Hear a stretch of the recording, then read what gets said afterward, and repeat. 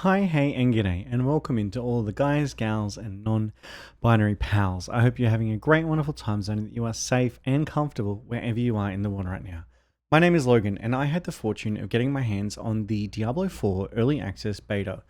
I played all 3 days, I played over 30 plus hours, I got 2 characters, the Barbarian and the Sorcerer, and oh boy, there's some big differences there. I've got the Barbarian and Sorcerer level 25, the Barbarian decked in Legendaries, the Sorcerer halfway through, multiple encounters with the Butcher. I explored 100% of the map. I cleared the Strongholds. I found every altar of Lilith and more. And I just wanted to take the time to share some thoughts about Diablo 4 with you.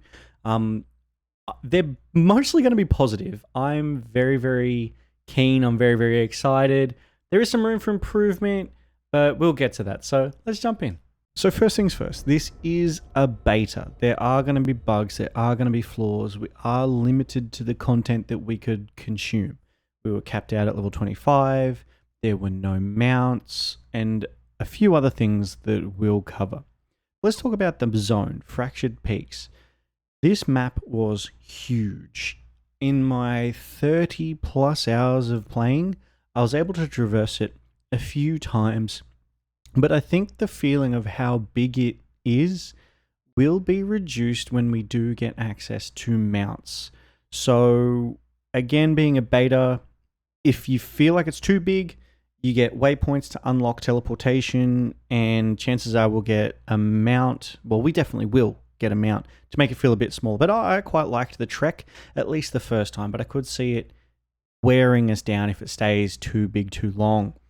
And across that map was Altar of Liliths, Strongholds, dungeons, side quests, events, world bosses, and traversal points. I really like the Strongholds. So the Strongholds were basically a zone of their own, and you go and do the Stronghold and you permanently change that little zone. For instance, one of the Strongholds, once you completed it, it actually activated a waypoint with multiple vendors. The other 2 Strongholds activated multiple vendors when they were complete as well. And to get through a Stronghold were many, many steps. Yes, you can solo it. At least I was able to solo all 3 Strongholds on my Sorcerer.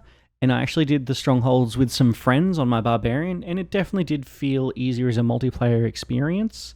There's a boss at the end once you've done every prerequisite, and that was really fun. It felt rewarding, and it felt different to dungeons because it was outside, and you could get as many or as few people as you wanted involved in these Strongholds. They were short, sweet, and fun. Which brings me to the Altars of Lilith. They were really well hidden throughout the map. Though there was 28 of them, it took a lot of thorough searching to find all of these.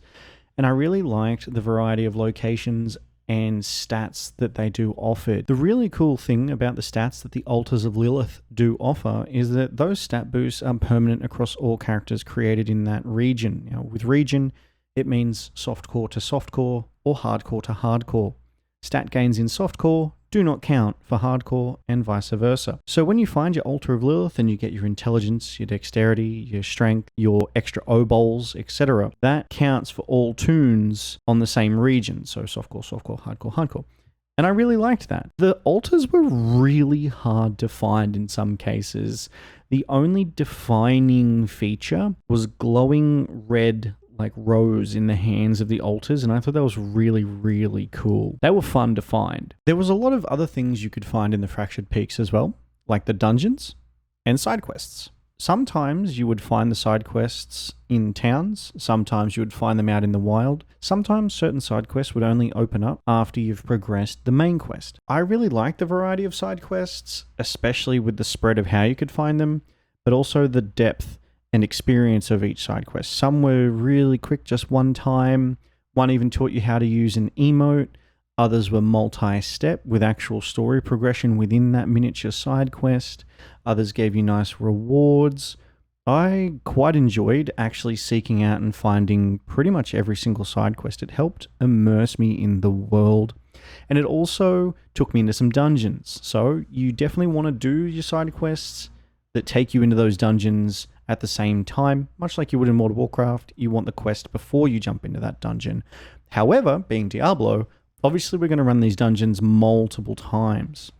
And speaking of dungeons, I really like the mechanic in Diablo 4 where you run the dungeon to get that power associated with the class. I quite like that there's that extra reward.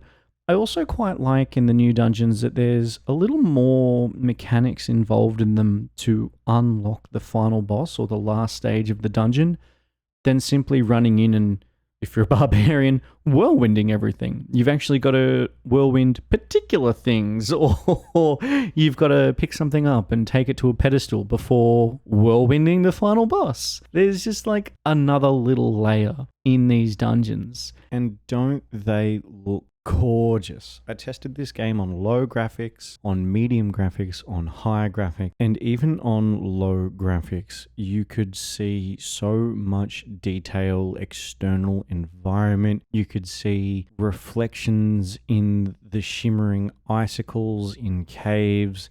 The fire legitimately looked like real fire. The lightning conduit arc was just stunning. It's like they took the best graphics they possibly could and then dialed it up to 11. These graphics are so much better than Diablo 3. Dare I say the graphics are even close to cinematic quality. Even just the little cutscenes. So there are cutscenes and there are cinematic, and the cutscenes, they swoop in and kind of zoom or focus on your character, revealing more detail, throwing the flickering shadow from a flaming torch across your character, and the way the shadows bounce around and change as you move was really, really impressive. And what was even more impressive was the way they were able to make it absolutely gorgeous whilst going back to, dare I say, a lot of people's favorite aesthetic from Diablo 2. The very dark, grim, death kind of aesthetic, like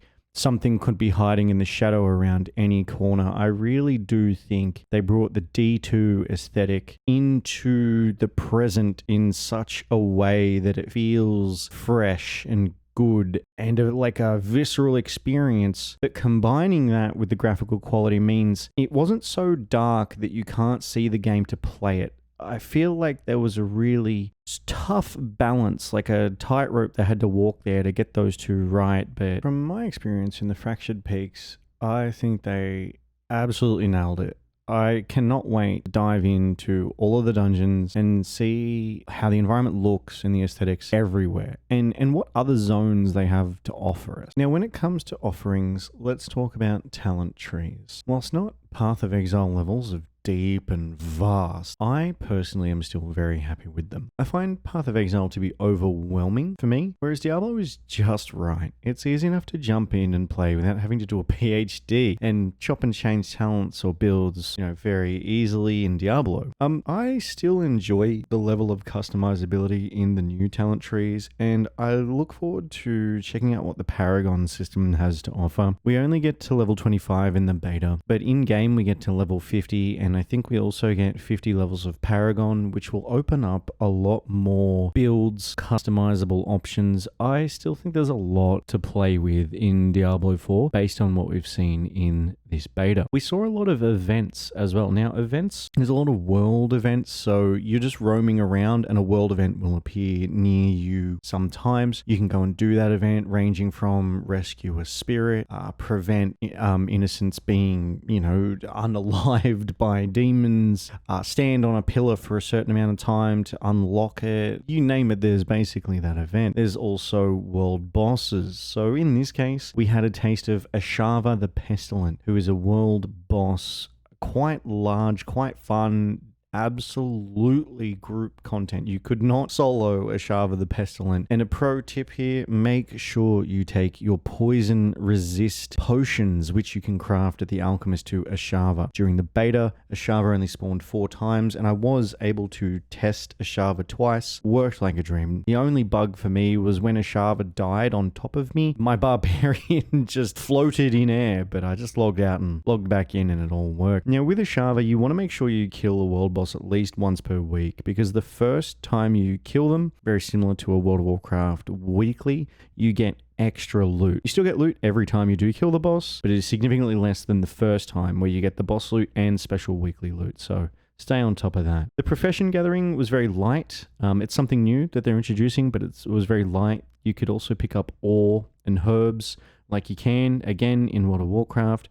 You use the ore to craft things, herb for alchemy and potions. I liked it. It was quick, simple. It didn't feel like it was a chore. It didn't feel like I had to go out of my way. Just naturally collecting things as I was running around, exploring, trying to 100% the map, get all my altars.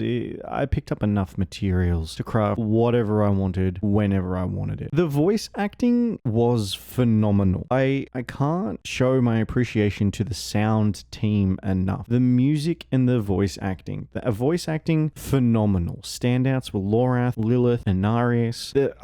I can't wait to hear more NPCs. I can't wait to hear more characters. My male barbarian sounded gruff and badass. I really look forward to hearing the druid. The music, it was atmospheric. It was appropriate. It doesn't take over the situation or the dungeon or the cutscene. Instead, it complements, it supplements, it lifts the scene up quietly from the background that if you stop and appreciate it, you'll notice. And it's worth doing too. It's really, really good music. And traversing, the new system traversing feels really smooth. There's multiple ways to do it. You can duck under things, you can jump over things, you can climb up and down things. But my favorite is the zip line. I've found 2 of them so far. I can't wait to find more. They're a really good screenshot opportunity. And speaking of opportunities, I think Diablo has a few areas with room for improvement. Personally, waypoint distribution in the Fractured Peaks was very, very one-sided, with 6 out of 7 of the waypoints being in the southwestern half of the map, making going to the northeastern half tedious and time-consuming. Again, though, this is a beta. This might be improved or addressed by mounts, but I'd really love to see them rotate at least one waypoint toward the northeastern side of the map rather than the current distribution. The UI, I personally feel,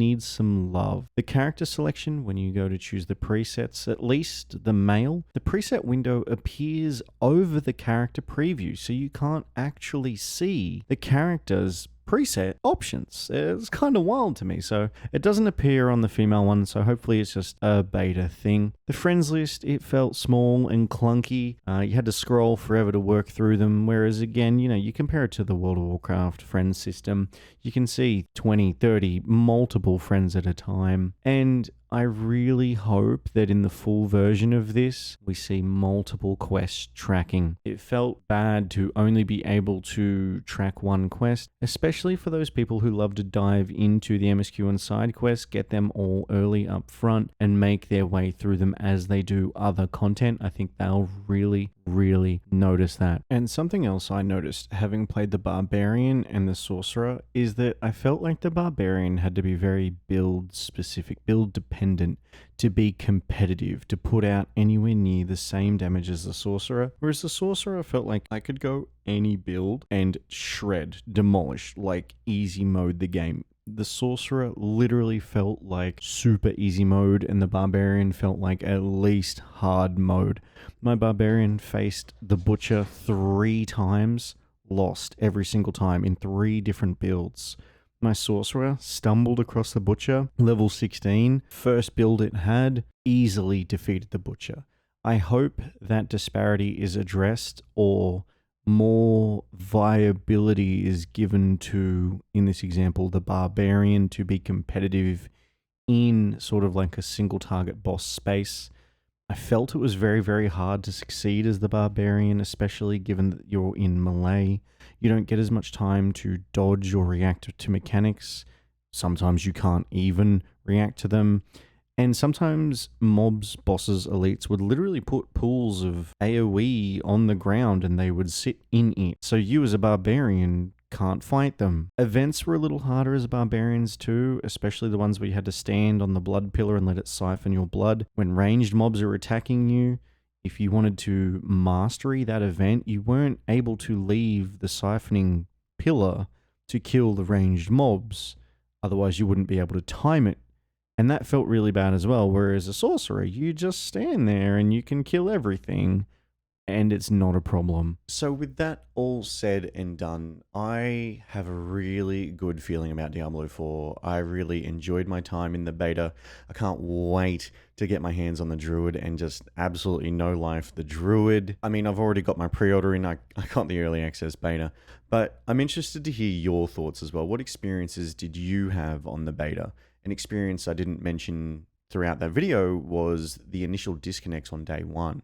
The queues were exceedingly long, the disconnects were quite often common, but to Blizzard's credit, they did fix that very, very quickly. Even before the end of day one, queues were much, much shorter, the disconnects were much, much less, and they did keep us up to date with developer updates. So yeah, overall, in my opinion, I'm going to call it like an 8 to 8.5, maybe even a 9 out of 10. I'm super excited. I cannot wait to play Diablo 4 at launch.